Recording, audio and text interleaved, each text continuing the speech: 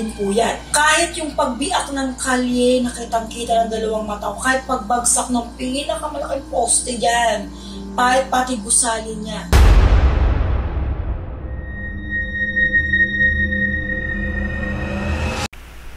Hello po mga ka-PTV, sa video na ito itatalakayin natin ang pagbiyak ng lupa na sanhi ng pagkahiwalay ng isang buong lugar palayo sa kanyang probinsya, ayon sa mga visions ni Madam Moody Baldwin. Pero kung ikaw ay hindi pa nakasubscribe sa aking channel, baka naman.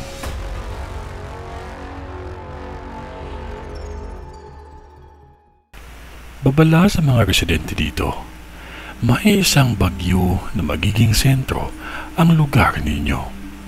Itong bagyo na ito ay malakas dahil may nakikita akong isa pang bagyo na sumunod at ang isa nito ay naglandfall sa probinsya ninyo. Ngunit ang isa ay maaaring lumihis papuntang Surigao.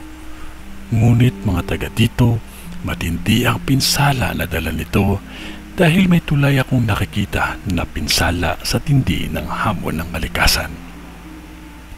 Makakaranas kayo ng mga ilang lindol, ngunit ang dalawa dito ay sadyang malakas.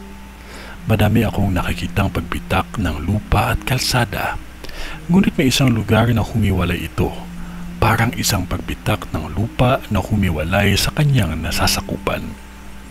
Ngunit bahagi pa din siya ng probinsyang ito. Yun nga lang, kailangan ng gumamit na ng sasakyan kung ito ay pupuntahan. Mahirap paniwalaan, ngunit yan ang ipinakita sa akin na mangyayari pa lamang. May lamang dagat o may mga lamang dagat ang lumapit na sa dalampasigan. Magmaingat sa pagguho ng lupa dahil madami akong nakakita ng mga lugar na gumuguho ang mga lupa. May nakita akong aksidente na ang isang pampasahero ay nahulog ito sa isang malalim na bahagi. Magmaingat lamang sa pagmamaneho ang lahat. Higit sa lahat, magdasal bago kayo umalis o maglakbay. May nakikita din akong aksidente sa karagatan.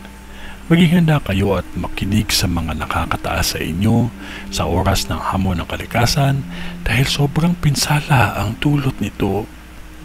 Kahit ano pa man ang pagsubok at pangyayari, huwag nating kalimutan ang manalangin dahil Diyos pa din ang makapangyarihan sa lahat. Ito ay ang bisyon ni Madam sa Aklan. Sa ngalan ng Diyos Ama, ng Diyos Anak, at ng Diyos Espiritu Santo. Amen.